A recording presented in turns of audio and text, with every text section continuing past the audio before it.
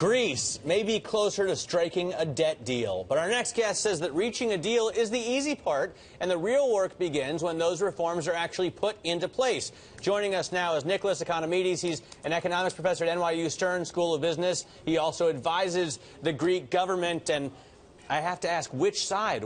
I hear the Greek government is a little bit fractional. So I have advised the Greek government, yes, not the present one. Not the current Syriza, and they have obviously their Syriza, and how do we say it properly? Syriza. Can you also just explain to the many Americans who don't know how to pronounce the Prime Minister's name? Tsipras. Thank you. So in any case, how will Tsipras do when he tries to get this deal through? He'll have a hard time. He has a majority of about 20 in the parliament from his coalition. Probably more than 20 are going to defect. Other parties are going to vote for the deal, but not having enough majority in the parliament for himself means that he has to resign. So he could lose his job? Yes, or there might be a different coalition government with still him as prime minister. But the present setup cannot survive if he loses the majority. Do you think he's willing to do that? I mean, is he willing to push this through, possibly destroying at least the majority of his party in Parliament for the good of the country? Well, I think that was the choice he made yesterday. I mean, it's clear that this is the way he's going. I'm not sure how exactly it's going to be presented. And, of course, having something extra, like the icing on the cake from the European Union, might help him push through. For example, if he manages to achieve a debt restructuring, that will help him a lot. So that's precisely what I can't get my head around about this. So you heard François Hollande, the French Prime Minister, already talking about extending debt maturity. So what they're doing is they're saying, okay, Greece, you have to agree to all this stuff, but at the same time acknowledging the fact that whatever they're now agreeing to is unsustainable.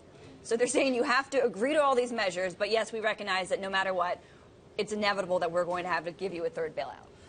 I think once Greece is in a position that it needs money this year and needs money in the future. So these are two I'm saying the plan they're asking Greece to agree to, nobody thinks is sustainable.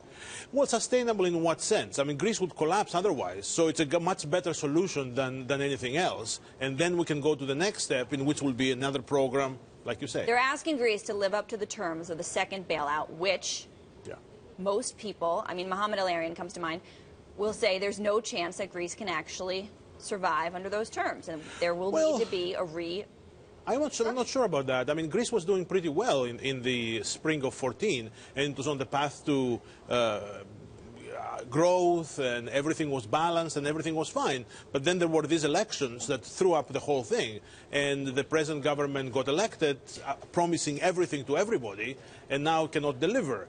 So I don't think the previous program was unsustainable. It just didn't have a chance to be completed.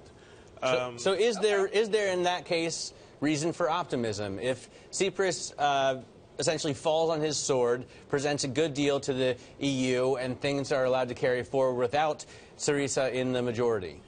That would be a good scenario. That would be a scenario in which more capable people would take over, or at least partially take over, and things could go a bit further in terms of growth, employment, and so on. In terms of balancing the budget, the present program is going to do that, but Greece also needs growth and employment. Of course. Otherwise, it won't be able to pay off its debt in the future. All right. Excellent take to get from you on this Tuesday. Thank you so much, Professor Nicholas Economides from the NYU Stern School of Business.